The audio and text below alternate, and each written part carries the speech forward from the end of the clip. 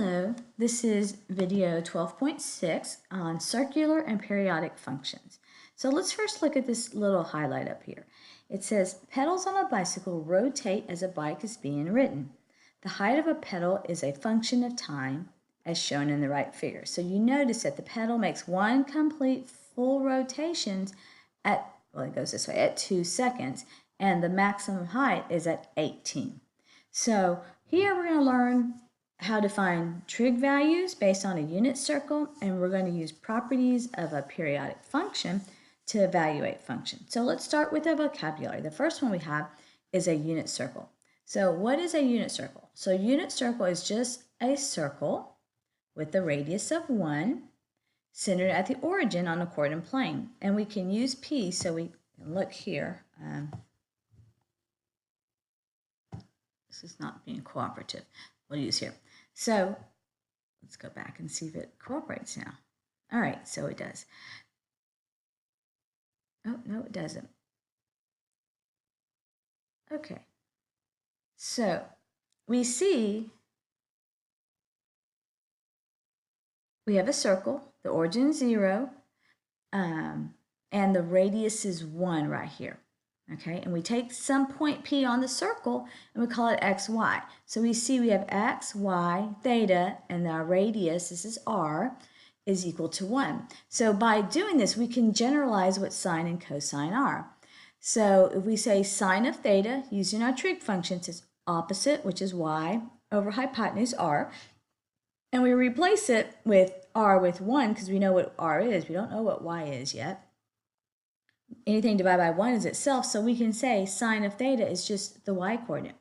Likewise, we can do the same thing with cosine. We do cosine of theta, which is adjacent, x, over r, and we know r is 1. Anything divided by 1 is itself, so cosine of theta is x. Therefore, some coordinate on this circle, xy, is the sine and cosine of theta. Okay, and that's with the terminal side of theta that intersects the unit circle. So this right here is the terminal side. All right. So basically, if we say if theta is 120 degrees, then at this point right here, sine, the coordinate is xy, and cosine is x, and sine is y. All right. Now, if you notice these points of the circle over here, because the radius is 1, is 0, -1, right? These are just characteristics of circles. That's how we get these points, 1, 0, 0, 1, -1. So here, this is the terminal side of theta. Oh, let's go back to one more vocabulary. What is a circular function? So both cosine of theta equals x and sine of theta equals y are functions of theta, because they're defined as using a unit circle. So we call this unit circle circular functions. All right. Now it says the terminal side of angle theta in standard position intersects the unit circle at P equals 1/2 comma square root 3 over 2. These are just coordinates. Find cosine and sine. So we come over here, we make our unit circle with the radius 1, and we plot the point 1/2 comma square root of 3 over 2. It's about right here. We don't have to know exactly. So what is cosine? Cosine is 1/2 and sine is square root of 3 over 2 because it's just the x and y. That's all you're doing. It's pretty simple. All right, let's move on to example 2. So let's go back to our definition. So let's talk about what is a periodic function. All right. So a periodic function has values that repeat. Oops. Let's go back here. So a periodic function has values that repeat at a pattern, at regular intervals. Sorry. A cycle is one complete pattern, and then a period is the horizontal length or the measurement of it. So, for example, if I take this graph here, let me graph it. So 180, 360, 640, 720.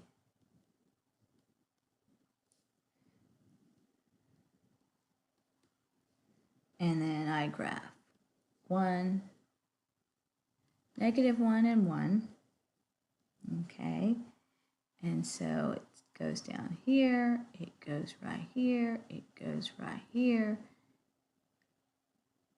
it goes right here, and it goes right here.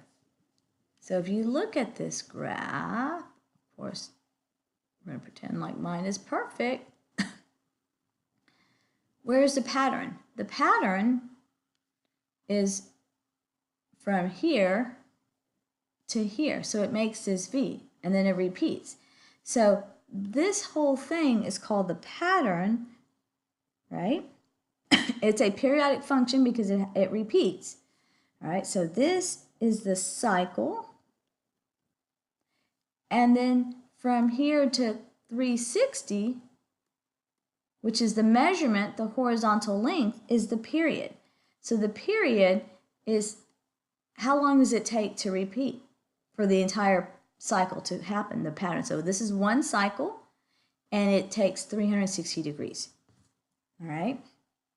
So that's all you need to know. So let's look at example 2. So example 2,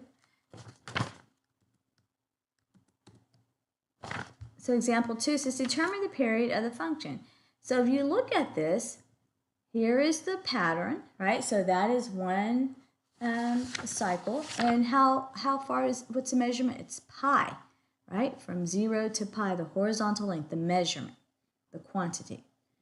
All right, do the guided practice. Now let's look at real world example 3. Now they want us to refer to the beginning of the lesson. Remember we said the height of a bicycle pedal varies periodically as a function of time.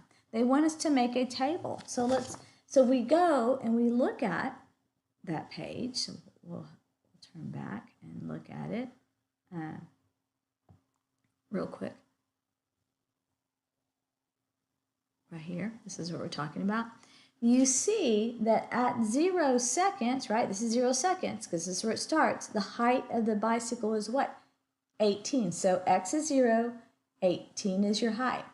At 0.5 seconds, it's about 11. Oops, it's right here. Is at 11 seconds. At 1 second, which is right here, the height is 4 inches. And then as it goes back around, at 1.5, we got 11. At 2, we got 18. So what do you think 2.5 is going to be? Right here. It's going to be 11. And at 3, it's going to be back right here, right? Because we just keep going, is 4. So that is how we are able to write our table right here. There's our table, okay? So now they want us to identify the period. Well, if we go back and look at it, what is one full cycle, right? Is here. All the way around is what? 300 is 2 seconds. So full, remember, so the period is going to be 2 seconds because it takes 2 full seconds to rotate. All right. Now they want us to graph it. So what does the graph look like?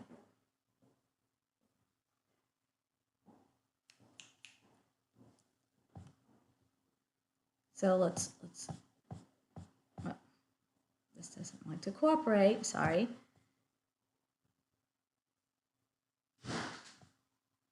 All right, so what's it gonna look like? So the graph is gonna look something like this. So we got 1, 2, 3 seconds.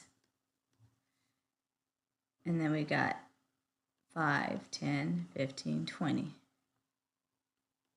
Okay, so at 0.5 seconds, it's about 11. So we're just graphing our table, right? And we look at 1, it's about 4 seconds. And then 1.5 goes back up to 11 seconds. At 2 is 18.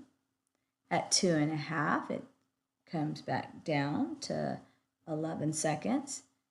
And at 3, it's at 4. So if we connect the dots, we can see that the graph does, if I was a lot more accurate, like this. So this is your time, and this is your height. Okay, so you see that the cycle does this, right? Comes down and comes back up. That's one cycle, and then it starts the process again. So one cycle is the period. This is the cycle from here to here, and its period is 2 seconds. So stop it, do the guided practice. Now let's move on to what we call the unit circle. And this is going to be really important, okay? So this is basically our unit circle, and it's a pattern. And it's got it both in degrees and radians. So we measure degrees, so it can be either degrees or radians. We will use degrees in our class, but as you move on to pre-cal, it's all going to be in radians. So it's important that you learn how to convert. So we look at here, so the exact values, and we'll talk about this in class on how to draw this out. You notice they're on the coordinate plane in 4 coordinates. So we start with 0, 30, 45, 60, 90. 120, 135, 150. Remember, 180 is on this line, 270 is on this line, and this line is both 0 and 360. So we can use this information to graph the sine and cosine functions. All right, when we're graphing their functions, we would let the horizontal axis represent, the x values represent cosine of theta, and the vertical axis represents the sine or cosine. These cycles repeat every 360 degrees, so they're periodic. So the period is going to be 360 degrees or 2 pi. And you're probably going, isn't that the graph? It doesn't look right. Well, that's the periodic circle. We're going to look at the graphs of sine and cosine as separate functions. Okay, so here they're taking 3 angles, 45, 150, and 270, finding cosine and sine of them. And then they're going to plot them. So this would be the sine function graph, and this is the graph of the cosine function. And if you notice, they plotted those points here. So at 0, 0 was sine, because if sine of 0 is 0 according to the table, right? Sine of 90 or 45 degrees is square root of 2 over 2, which is right here. Sine of 150 is 1/2. Sine of 270 is -1. So you see the graph of sine. Its period is from 0 to 360. Now notice, and it's just going to continue to repeat. Notice cosine. It's also looks like the sine. However, remember at cosine of 0 is 1. So we start here. And it follows the same pattern as the sine, except for its graph in its first period from 0 to 360 starts up here instead of down here. But it's the same thing. It's periodic. So these are just graphs. The other thing we need to know is because it repeats every 360 degrees, sine of x plus 360 is just equal to sine of x. And cosine of x plus 360 is sine of x. It's just another way of what we've already kind of been doing. So if we look at the examples, and I think find the exact value of cosine of 480 degrees. Well, we can rewrite this to say cosine of 120 plus 360, right? So we just get cosine of 120. So then now we go to our periodic table, or not a periodic table, our unit circle. We find 120 degrees, and we want the x value because it's cosine, so it's going to equal -1/2. All right, let's look at B. They want us to find sine of 11 pi over 4. These are just radians. All right, so this can be broken, and it's just fractions, okay, with pi. That's all. It's fractions with pi. So remember, 360 in degrees is equivalent to 2 pi in radians. So isn't 8 divided by 4 equal 2? In that way, finding that 2 pi, and to add fractions, you have to have a common denominator. So then we just do sine of 3 pi over 4, which we can go to our unit circle, and we look for sine, and sine is equal to square root of 2 over 2. All right, so stop this and we will see you in class.